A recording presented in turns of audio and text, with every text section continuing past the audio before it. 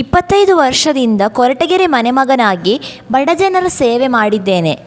ನೀವು ಇನ್ನೂ 25 ದಿನ ನನ್ನ ಜೊತೆ ಇರಿ. ನಾನು ಮುಂದಿನ 5 ವರ್ಷ ನಿಮ್ಮ ಮನೆಯ ಮಗನಾಗಿ ಕೆಲಸ ಮಾಡ್ತೀನಿ.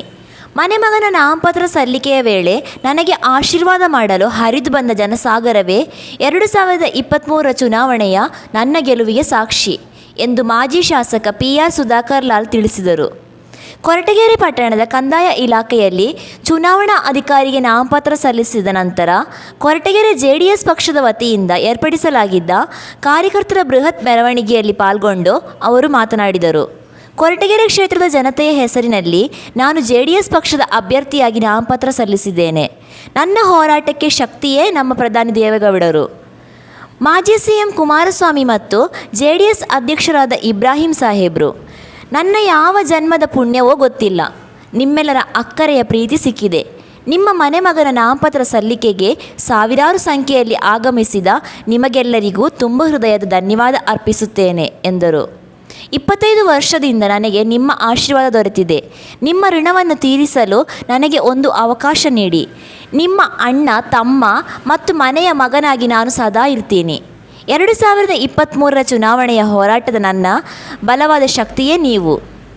ನನಗೆ ತೋರಿದ ಪ್ರೀತಿಗೆ ನಾನು ಎಂದಿಗೂ ಚಿರಾಋಣಿ. ಕೊರಟಗೆರೆ ವಿಧಾನಸಭಾ ಕ್ಷೇತ್ರ ಮತ್ತೆ JDS ಭದ್ರಕೋಟೆ ಆಗುವುದು ಖಚಿತ.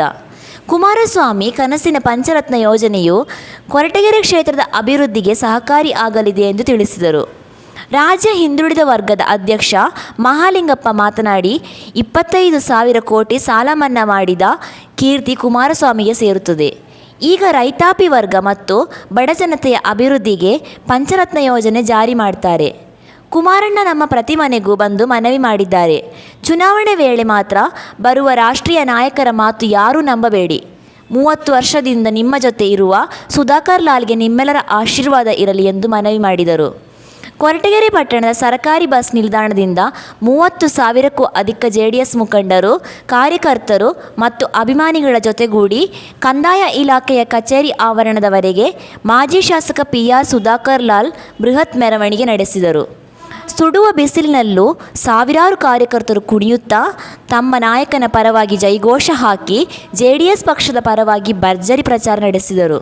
ಮಾಜಿ ಶಾಸಕ PR ಸುಧಾಕರ್ ಲಾಲ್ JDS ಅಭ್ಯರ್ಥಿಯಾಗಿ ನಾಮಪತ್ರ ಸಲ್ಲಿಸುವ ಮುನ್ನ ಕ್ಯಾಮೇನಹಳ್ಳಿಯ ಶ್ರೀ ಆಂಜನೇಯ ಸ್ವಾಮಿ, ಕೊರಟಗೆರೆ ಪಟ್ಟಣದ ಶ್ರೀಕಟ್ಟೆ ಗಣಪತಿ ಸ್ವಾಮಿ ಮತ್ತು ಶ್ರೀ ಶಿರಡಿ ಸಾಯಿಬಾಬಾ ದೇವಾಲಯಕ್ಕೆ ಭೇಟಿ ನೀಡಿ ವಿಶೇಷ ಪೂಜೆ ಸಲ್ಲಿಸಿದ ನಂತರ ಪಕ್ಷದ ಮುಖಂಡರ ಜೊತೆಗೂಡಿ ನಾಮಪತ್ರ ಸಲ್ಲಿಸಿದರು. ಕಾರ್ಯಕ್ರಮದಲ್ಲಿ JDS ಕಾರ್ಯಾಧ್ಯಕ್ಷ ನರಸಿಂಹರಾಜು, ಕಾರ್ಯದರ್ಶಿ ಲಕ್ಷ್ಮಣ್, ವಕ್ತಾರ ಲಕ್ಷ್ಮೀಶ್, ಉಪಾಧ್ಯಕ್ಷ ಮಂಜುನಾಥ, ಮುಖಂಡರಾದ ಕಾಮರಾಜು, ಸಿದ್ದಮಲ್ಲಪ್ಪ, ಪುಟ್ಟನರಸಪ್ಪ, ಸತ್ಯನಾರಾಯಣ್, ನಟರಾಜ್, ಕಾಕಿ ಮಲ್ಲಣ್ಣ, ಲಕ್ಷ್ಮೀನಾರಾಯಣ್, ಸುಮರಾಜು, ಪ್ರಕಾಶ್, ಇರ್ಷಾದ್, ಕಲಿವುಲ್ಲಾ, ಸೈಯದ್ ಸೈಫುಲ್ಲಾ, ಫಾರೂಕ್, ಕೌಶಿಕ್, ರಮೇಶ್, ಅಮರ್, ಸಂತೋಷಗೌಡ, ಪವನ ಶ್ರೀರಾಮಯ್ಯ, ರವಿವರ್ಮ ಸೇರಿದಂತೆ ಇತರರು ಇದ್ದರು. ವರದಿ ಮಂಜುಸ್ವಾಮಿ MN, ಕೊರಟಗೆರೆ. ನಮ್ಮ ಲಾಲು ಸಾಹೇಬರಿಗೆ ನಿಮ್ಮ ಓಟನ್ನು ಕೊಟ್ಟು ಜಯಶೀಲರಾಗಿ ಮಾಡಬೇಕಪ್ಪ.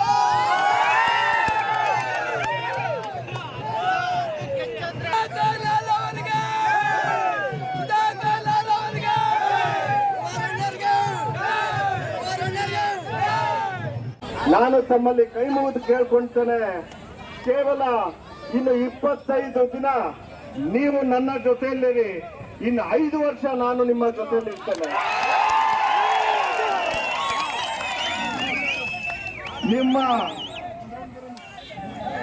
ನಿಮ್ಮ ಪ್ರೀತಿ, ನಿಮ್ಮ ಅಭಿಮಾನ ನಿಜವಾಗ್ಲೂ ಕೂಡ ತಾವು ಈ ಉರಿ ಬಿಸಿಲಿನಲ್ಲೂ ಕೂಡ ನನ್ಗೆ ಆಶೀರ್ವಾದ ಮಾಡ್ತಿದ್ದೀರಾ ಅಂತ ಹೇಳಿದ್ರೆ ಬಹುಶಃ ಋಣ ತೀರಿಸಲಿಕ್ಕೆ ಈ ಜನ್ಮದಲ್ಲಿ ಸಾಧ್ಯ ಇಲ್ಲ.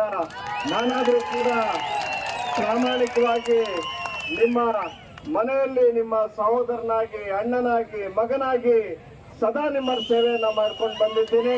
ಇನ್ನು ಮುಂದೇನು ಮಾಡ್ತೀನಿ ಅಂತಕ್ಕಂಥ ಮಾತನ್ನ ಹೇಳ್ತಾ, ಏನು ಈ ಚುನಾವಣೆ ಏನಿದೆ, ಈ ಚುನಾವಣೆಯಲ್ಲಿ ನಾವೆಲ್ಲರೂ ಕೂಡ ಇವತ್ತು ಒಗ್ಗಟ್ಟಾಗಿ ಹೋರಾಟವನ್ನ ಮಾಡಬೇಕಾಗಿದೆ.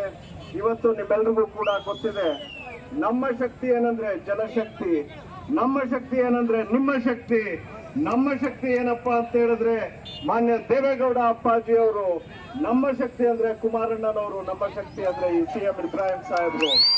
ಇವೆಲ್ಲ ಶಕ್ತಿಯನ್ನ ಉಪಯೋಗಿಸಿಕೊಂಡು ಈ ಚುನಾವಣೆಯಲ್ಲಿ ನಾವೆಲ್ಲರೂ ಹೋರಾಟ ಮಾಡೋಣ. ನಿಮ್ಮೆಲ್ಲರ ಪ್ರೀತಿ, ವಿಶ್ವಾಸ, ಅಭಿಮಾನ ಸದಾ ಇದೇ ರೀತಿ ಇರಲಿ. ನಾನಾದ್ರೂ ಕೂಡ ನನಗೆ ನಿಜವಾಗ್ಲೂ ಕೂಡ ಅನಿಸ್ತದೆ, ಏನಪ್ಪ ನಮ್ಮ